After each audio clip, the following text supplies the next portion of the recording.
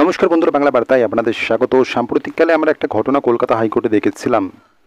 আইনজীবী বিকাশ রঞ্জন ভট্টাচার্য এবং ফিরদৌস শামীমকে ঘিরে একদল শিক্ষক উচ্চ প্রাথমিকে অতিরিক্ত শূন্য পদে নিয়োগ নিয়ে রাজ্যের লিখিত তথ্য তলব করেছে কলকাতা হাইকোর্ট।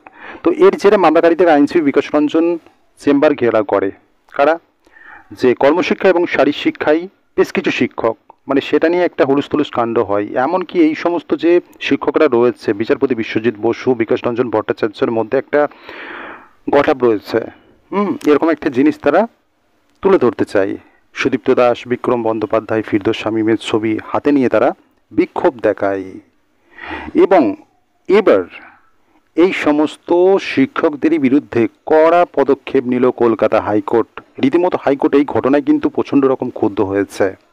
হাইকোর্টের বৃহত্তর বেঞ্চ বিচারপতি অরিজিৎ বন্দ্যোপাধ্যায়, বিচারপতি সব্যসাচী ভট্টাচার্য এবং বিচারপতি রাজশ্রী ভরদ্বাজ 19শে মে রিপোর্ট পেশ করতে বলেছে পুলিশকে। এই নির্দেশ, কড়া নির্দেশ দিয়েছে। আইনজীবীদের চেম্বার যাতে সুরক্ষিত থাকে সেই নির্দেশ দিয়েছে পুলিশ কমিশনারকে। এবং এই ঘটনার পুনরাবৃত্তি যাতে কোনোভাবেই না হয় সেই নির্দেশও পুলিশকে দিয়েছে কলকাতা হাইকোর্ট।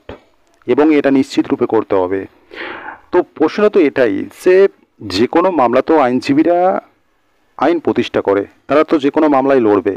এবং সেই মামলা যখন লড়বে তো তার জন্যে তাদেরকে যে সমস্ত ব্যক্তিরা মামলার আওতায় থাকবে সেই সমস্ত ব্যক্তি কি তাদের সামনে গিয়ে হুজ্জতি করবে? তারা তো যদি এই যে বিক্ষোভ দেখালো, শারীরিক শিক্ষা, কর্মশিক্ষা, উচ্চ প্রাথমিকের যে নিউমেরারি বা অতিরিক্ত শূন্যপদকে ঘিরে যে বিষয়টা নিয়ে এই হুজ্জতিটা হলো, তো এক্ষেত্রে তারা তো এই যে আইনজীবীর ওপর আঙুল তুলছে, তারা তো আইনগতভাবে তারা তো আইনি পদক্ষেপ নিতে পারতো। এই সমস্ত করার কোনো কারণই ছিল না। হাইকোর্ট চত্বরে ঢুকে তাদের আইনজীবীদের চেম্বারে ঢুকে হুজ্জতি দেখানো। তো এই সমস্ত ঘটনা যে ঘটেছে, এই বিকাশ রঞ্জন ভট্টাচার্য থেকে শুরু করে ফিরদৌস শামীমের যে চেম্বার ঘিরেছে বিক্ষোভ দেখানো, সেই সমস্ত সিসিটিভি ফুটেজও সংরক্ষণ করতে বলেছে কলকাতা হাইকোর্ট। পুলিশকে এমন নির্দেশ দেওয়া হয়েছে। তো এই সমস্ত যে কর্মশিক্ষা, শারীরিক শিক্ষার যে সমস্ত শিক্ষকরা আইনজীবীদের ঘিরে বিক্ষোভ দেখাচ্ছিলেন, তাদের কপালে কিন্তু ভালো রকম দুঃখ নাচছে, সেটা খুব সহজেই বোঝা যায়। এখনো পর্যন্ত 8 জন অভিযুক্তকে নোটিশ ধরাতে নির্দেশ দিয়েছে কলকাতা হাইকোর্টের বৃহত্তর বেঞ্চ।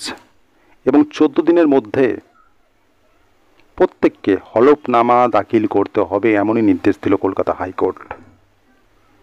তো যাই হোক, এই পদক্ষেপ এটা করা অবশ্যই উচিত ছিল। আইনজীবীদের ওপর হামলা, এটা কোনোভাবেই মেনে নেওয়া যায় না। আইনজীবীরা আইন প্রতিষ্ঠা করবে।